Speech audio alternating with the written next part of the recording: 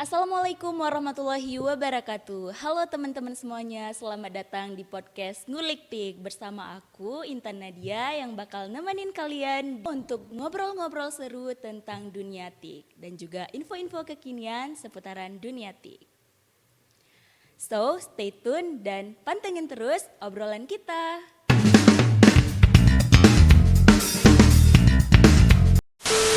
Dan tentunya mari sama-sama kita doakan saudara-saudara kita yang terdampak musibah banjir di Pulau Sumatera dan juga Aceh agar selalu diberikan kekuatan dan juga ketabahan bagi korban banjir.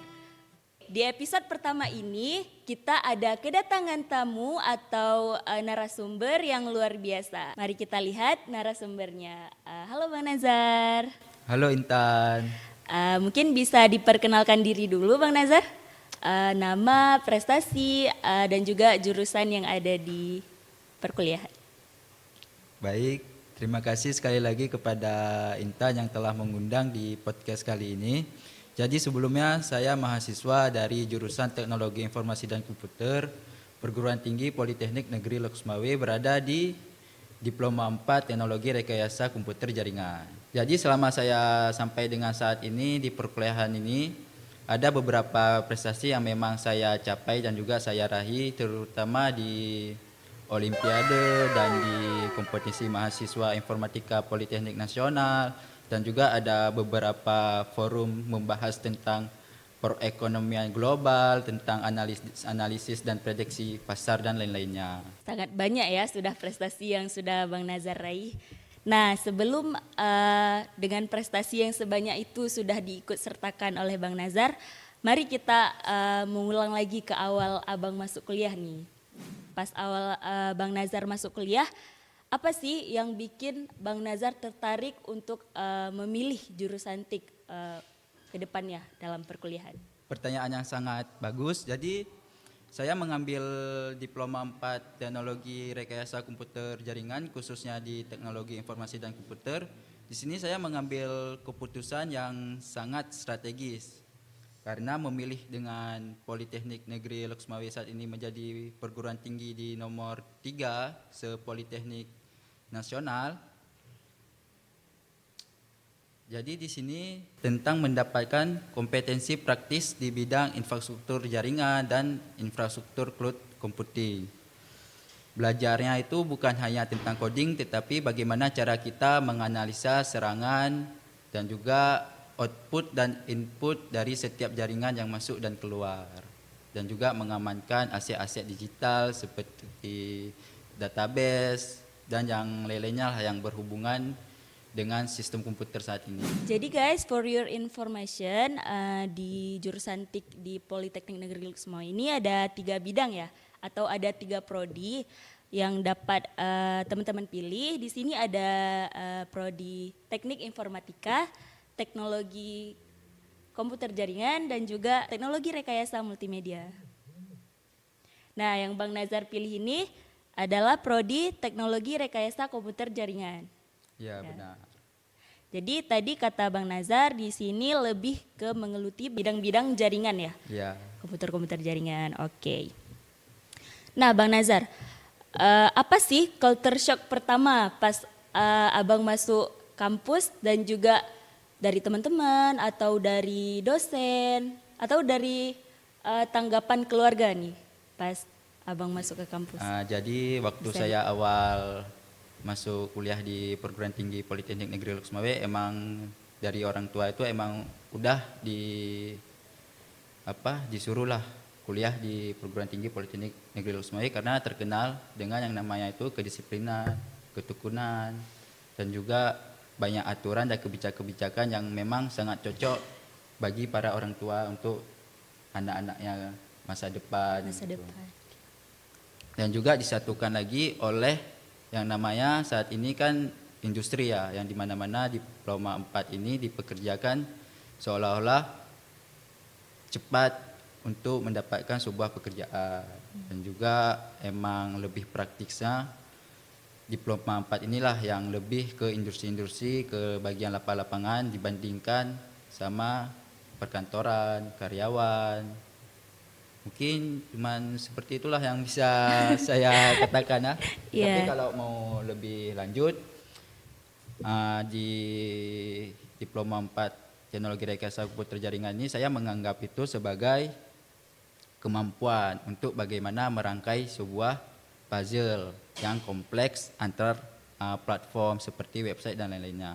Karena menurut saya ini adalah kualitas yang memang sangat premium. Intinya itu yang dimana keahlian bagi para penonton maupun bagi kawan-kawan semuanya, keahlian Anda itu adalah sebuah kunci, tetapi kemampuan Anda berintegrasi dengan master key. Jadi sejauh ini, berarti sekarang semester berapa Bang? Semester 7. Semester 7, oke. Jadi udah mulai nyusun nih ya. Mulai nyusun. Mungkin ada clue-nya nggak nih sedikit Bang tentang judul yang diambil dan kenapa tertarik untuk membahas itu di skripsinya nanti? Baik, jadi judul untuk masalah terkait dengan skripsi ini, saya menilai banyak yang orang menilai itu skripsi ini diambil dari referensi yang udah ada. Tapi kalau saya ini berbeda. Saya itu orangnya lebih suka yang menantang. Yang dimana orang-orang itu belum pernah yang buat. Pernah berkecimpung di situ ya? Ya, jadi kalau saya ini tipikal orang yang dimana ya ini inovasi saya karena kan selama kita perkuliahan dari semester 1 sampai semester 6 semuanya kan telah diajarkan. Ya. Kenapa kita tidak Benar. membuat inovasi sendiri? Ya benar, setuju. Itu. Jadi alhamdulillah sampai dengan saat ini ya apa yang saya buat itu belum ada di karya orang lain. Belum ada referensi yang sama ya? Ya. Seperti kakak-kakak letting sebelumnya. Ya. Gitu. Mungkin bisa ada clue sedikit atau spill sedikit nih tentang apa, bidang apa yang bakal diambil nanti atau disusun di skripsi.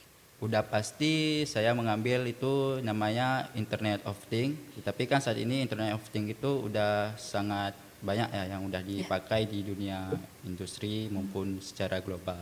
Perbedaannya tuh Internet of Things ini ada perpaduan antara AI dan kuncinya itu sebagai blockchain. Jadi saya mengimplementasikan machine learning, bahasa mesin dan dipadukan oleh yang namanya blockchain sebagai akun-akun untuk terintegrasinya. Itu seperti kriptografi dan lain-lain. Jadi kan itu bagi anak teknologi informasi kalau mendengarkan penjelasan Abang pasti udah mengerti ya ke arah itu. Nih Bang misalnya ada kayak untuk menjelaskan ke orang-orang awam nih, misalnya saya orang awam atau teman-teman lainnya juga masih kurang tahu nih seputaran tentang dunia TIK. Gimana cara sederhana untuk menyampaikan agar teman-teman juga bisa paham, oh ke situ pembelajarannya biar masuk. Jadi di jurusan Teknologi Informasi dan Komputer ini yang memiliki 3 program studi. Yang pertama ada Diploma 4 Teknologi Rekayasa Multimedia, Diploma 4 Teknologi Rekayasa Komputer Jaringan, Diploma 4 Teknik Informatika. Jadi di sini kita semua tuh dilatih menjadi sebuah arsitek sistem yang dapat diandalkan.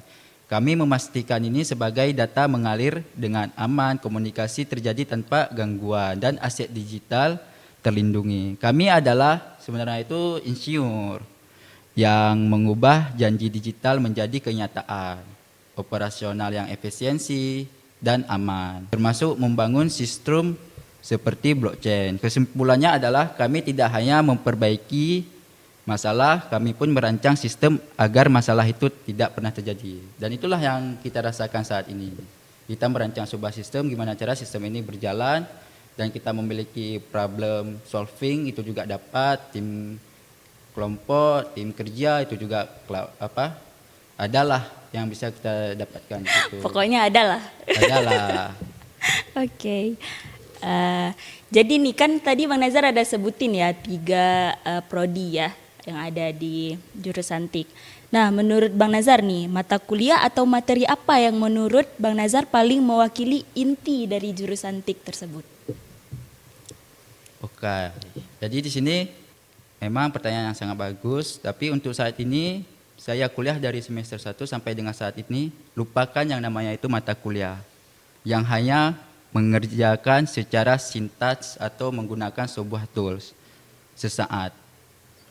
inti sejati terletak pada struktur data, algoritma dan kriptografi. Itulah yang seharusnya dikuasai oleh mahasiswa yang khususnya di teknologi informasi dan komputer. Jadi kita melupakan mata kuliah yang memang tidak ada yang sinkron lah terhadap apa yang kita lakukan Dengan skillnya ya. Dengan skillnya. Jadi lebih ke praktiknya ya, Lebih Bang. ke praktiknya. Okay. Jadi disinilah yang memungkinkan sistem skala besar baik itu di jaringan, di maupun di teknik informatika itu beroperasi dengan efisien dan aman. Jadi semuanya itu tetap bermain secara logika yang dikekang ya sama waktu fokus, terutama fokusnya itu pada fondasi yang tidak berubah. Karena itulah aset paling abadi waktu kita di tengah perjalanan nanti. Oke. Oh iya Bang, ini kan secara umum ya, yang orang tahu atau teman-teman juga di sana bertanya-tanya, kan jurusan TIK itu penuh dengan codingan ya, yang mana itu sangat memusingkan kita semua dalam menyelesaikannya. Nah, sejauh ini nih pas Bang Nazar kuliah dari semester 1 sampai semester 7 sekarang yang sebentar lagi akan lulus, ada nggak pas mengejarkan codingan itu kayak oh ini aku nggak cocok nih di bidang ini, makanya aku lebih ke maksudnya nggak cocok di penciptaan web gitu, jadi lebih cocok ke jaringan kayak gitu. Apakah di jaringan juga ada menggunakan codingan atau gimana Bang? Kalau di jaringan itu sendiri itu memang ada codingan, tapi lebih ke full stack developer, di mana dia yang pertama udah merancang logika, terus dia membuat sebuah website, terus dia gimana cara lagi supaya websitenya ini aman setiap database-nya. Dia memperaamankan database-nya, memperaamankan servernya, memperaamankan jaringannya itu biar stabil. Jadi bagi kami yang jaringan ini emang itu bisa kita katakan langsung full stack developer yang memang kami di situ udah website ya, perancang, terus buat lagi algoritmanya, logikanya, terus desain websitenya mau kayak mana. Jadi di situ di teknologi rekayasa komputer jaringan emang semuanya diajarkan. Mungkin ada pernyataan mudah nggak Bang untuk memahami isi codingan yang dipelajari itu? Jadi sebelum kita ngomong soal codingan, kita pahami dulu apa yang mau kita buat. Mau seperti apa yang kita buat, dan terus masalahnya apa di perusahaan itu, atau misalnya jangan jauh-jauh lah, kita dikasih yang namanya itu tugas kelompok, apa yang disuruh buat, sistem seperti apa gitu. Jadi kita nanti waktu kita coding itu dia terarah, oh aku mau buat back end-nya dulu atau front end-nya dulu, atau aku mau membuat misalnya register, login, terus ke halaman beranda kah, ke mana gitu lagi nanti halaman-halamannya. Jadi ibaratnya tuh sebelum kita masuk ke coding kita harus menguasai yang namanya logika dan algoritma, barulah sistem itu terjadi. Jadi alurnya ya untuk membuat suatu sistem. Okay. Jadi kan sejauh ini udah ngerti ya, bisa dibilang 85% sudah mengerti di jurusan TIK ini, khususnya di jaringan. Nah, bagi Abang sendiri apa sistem atau project yang udah dilaksanakan atau diselesaikan yang sampai saat ini itulah project satu-satunya yang bikin Bang Nazar berkembang? Jadi sebelum ini kita nggak usah ngomong di perguruan tinggi lah, terutama waktu saya masih di SMP. Mungkin Intan masih ingat waktu kita masa SMP itu kan ada yang namanya ujian nasional yang menggunakan komputer. Benar. Nah, jadi waktu ujian nasional tuh dilihat saya pahamlah dengan jaringan ini, jadi saya alhamdulillah waktu di masa itu saya menjadi keamanan di jaringannya. Di jaringannya. Kita kan pas masa di ujian itu kan pakai websitenya mereka. Jadi di situ saya diamanahkan dan dipercayakan untuk menjaga keamanan jaringannya stabil. Walaupun di situ posisi saya masih saat SMP, tapi saya udah bisa dipercayakan lah, udah bebas saya dari ujian. Teman-teman. Oh ya, kan kalau dipercayakan itu otomatis para guru ya atau staf yang menjaga saat berlangsungnya ujian nasional itu udah tahu dong skill Bang Nazar dalam mengamankan jaringan itu, atau memang diajarkan di situ atau gimana? Nah, jadi untuk pertanyaan itu kebetulan sekali orang tua saya itu emang dari dulu tuh suka komputer. Jadi sampai sekarang itu masih jadi IT lah, sampai saat ini masih jadi IT. Jadi waktu saya masih kecil itu memang saya ikut orang tua lagi buat Word, Excel. Jadi emang dari situ saya ikut-ikut orang tua lah. Ini Udah kenapa bisa terbiasa kayak ya, ini? Udah terbiasa dipelajari lah. dari kecil, Dari dari kecil, usia dari dini. SD itu. Ya, oke. Berarti Bang Nazar udah nggak hal yang baru berarti ya dalam dunia TIK. Jadi memang dari usia dini pun Bang Nazar sebenarnya udah tahu nih ke arah mana berjalannya nanti tujuan hidupnya lah, tujuan cita-citanya kayak gitu. Atau memang dari dulu hanya sekedar ikut-ikut orang tua aja, tapi nggak tahu nih ke depannya aku ada passion sendiri atau gimana? Emang dari dulu itu aku emang ikut orang tua. Jadi misalnya orang tua lagi ngapain, aku samperin, oh nih mama lagi buat ini. Ya tanyakan apa yang dibuatnya gitu. Oh rupanya lagi Word, jadi gini-gini rumus di Word, rumus di Excel, rumus di PPT. Terus waktu kan mama dulu kan orang tua kan ikut meeting. Jadi ada orang IT-nya, ya saya tanyakan ini lagi ngapain? Oh ini lagi tarik kabel untuk jaringan kabelan, kabel RJ45 dan lain-lain lah ya, yang berhubungan sama jaringan. Oke. Gitu. Jadi sudah diarahkan dari dulu ya, dan memang tertarik di bidang itu. Ya memang tertarik. Tertarik, oke. Nah, soal perlombaan ya. Tadi kan Bang Nazar udah banyak nih ikut perlombaan. Ada berapa nih kira-kira perlombaannya selama kuliah? Ada 10, 15? Mungkin kalau saya kira-kira yang dipublish itu ada sekitaran berapa ya? Entah 5, entah. Nah, tapi Itu kalau yang yang enggak dipublish seharusnya itu lebih banyak lagi. Ya. Karena ya malas Berarti- aja kasih informasi. Berarti suka ikut perlombaan ya? Ya. Oke. Berarti soal perlombaan nih Bang, itu apakah semua bersangkut paut dengan TIK atau memang ada, oh nih aku pribadi ganda kayak gitu, aku suka juga hal ini misalnya. Kayak tadi kan salah satunya nih ya, misal Intan sebutin ya. Boleh. Ini ada yang dipublish ya teman-teman. Di sini ada meraih medali perak OSN Hardiknas Nasional Bidang Bahasa Indonesia 2025. Nah, itu kan bidang bahasa Indonesia tuh, Bang. Gimana? Perlombaan itu ceritakan sedikit, pengalaman juga boleh. Jadi kan perlombaan seperti itu kan kita, kalau untuk saya itu seperti menguji diri saya. Seberapa orang yang bersaing di situ. Rupanya sangat banyak dari universitas-universitas yang ternama gitu. Tapi saya nggak takut untuk bersaing orangnya. Jadi ya udah di masa perlombaan itu saya fokuskan untuk belajar. Kenapa saya belajar bahasa Indonesia? Karena kan kita mengingat dulunya itu ada mata pelajaran bahasa Indonesia. Jadi ya kayak mengasah kembali apa yang kita pahami tentang bahasa Indonesia itu. Itu diikuti secara offline atau online waktu itu? Waktu pendaftaran kemarin itu online. Sebenarnya ada offline juga, tapi saya ini mengambil yang online. Oh, ada beberapa pilihan ya. Keren sih. Ini juga ada beberapa lain perlombaan ya, atau prestasi yang udah diraih oleh Bang Nazarnya sendiri. Oke, ini penghujung akhir ya. Beberapa pertanyaan terakhir. Menurut kamu nih Bang, apa sih kekuatan atau faktor yang bikin kamu bisa tampil maksimal bahkan sampai menang? Atau sampai kamu mendapatkan apa yang diinginkan sekarang ini? Untuk pertanyaannya itu mungkin sangat sulit dijawab, tapi kalau dari prinsip saya ini, misalnya hal-hal seperti itu, selagi itu tidak merugikan orang lain, tetapi kita bagi diri kita itu menguntungkan, ya kenapa kita tidak lakukan?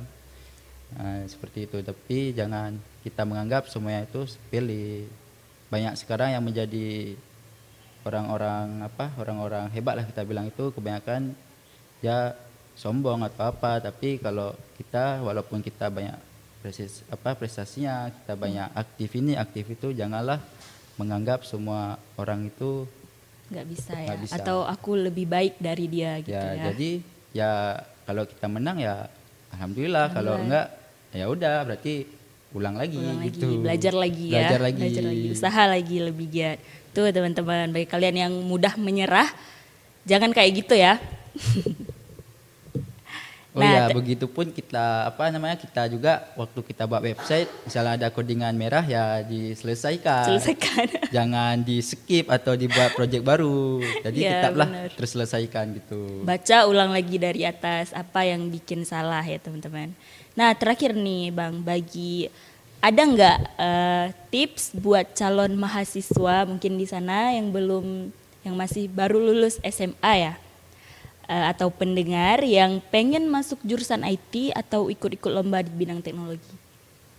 Baik, jadi bagi para penonton maupun bagi para kawan-kawan yang terutama yang lulusan SMA atau SMK, itu sebenarnya kembali ke diri kalian. Diri kalian mungkin ada yang suka di teknologi, ada yang suka di hukum, ada yang suka di sipil atau lain-lain lah.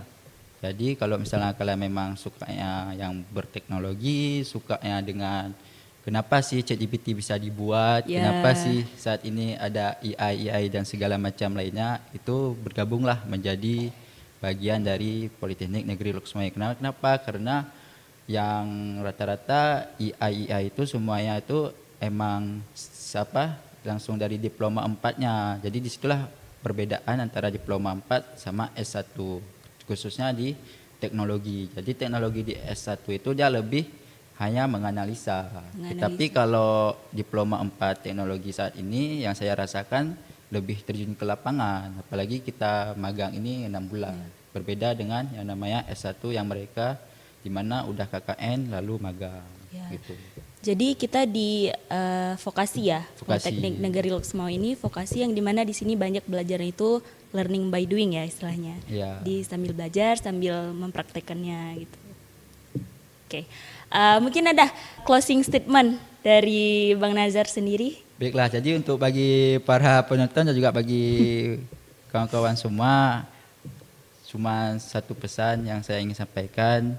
Ingat, ini semua itu cuma hanya dunia, tetapi di dunia teknologi informasi adalah sebuah kursi kekuasaan hanya diduduki oleh mereka yang berani berpikir berbeda dan yang mampu membuktikan bahwa sistem yang mereka rancang tidak akan pernah gagal di suatu saat. Jadi tadi kan udah banyak ya perlombaan yang Abang ikuti dari nasional maupun internasional, sudah? Ada, tapi OTW ya? Ini nggak dipublish karena yang di internasional itu hanya sebatas forum aja. Forum untuk fokus group discussion. Jadi menyelesaikan masalah apa yang terjadi di dunia saat ini. Dengan berbagai pengalaman yang sudah Abang berkecimpung di dunia perlombaan, ada nggak nih inovasi atau ide-ide terbaru dari Abang tentang jurusan TIK ini yang ingin dikembangkan ke depannya? Oh sebelumnya nih belum ada sepertinya yang di jaringan, di multimedia atau di TI yang sendiri. Jadi itu pertanyaan sangat bagus. Saya kemarin sempat ke ke ITS itu Institusi Teknologi Stember kalau nggak salah. Oh iya. Stember ITS. Jadi di ITS ini itu dia udah menerapkan yang namanya sistem keluar masuknya itu menggunakan via kartu. Dan juga disinkronkannya itu sama KTM. Jadi KTM mereka itu udah elektronik yang dimana misalnya mereka mau masuk ke lab atau ke parkiran di jurusannya itu ya pakai kartu itu ya. Jadi tinggal di tap. Misalnya nanti dia lupa atau tinggal berarti dia cari pulang gitu, baru bisa masuk. Itu ibaratnya berlaku untuk masuk gedung juga. Iya, masuk gedung kelas. Atau kita bilang lah masuk gerbang utama, gerbang keluar, terus masuk ke setiap parkiran fakultas yang ada. Emang berlaku di sana. Jadi itu keamanan plus ya. Ya, terus juga ya mereka absennya ya menggunakan KTM itu. Jadi KTM mereka tuh emang udah elektronik. Tapi ya untuk implementasikan harus ya mengingat setiap perguruan kan berbeda anggarannya. Ya, betul.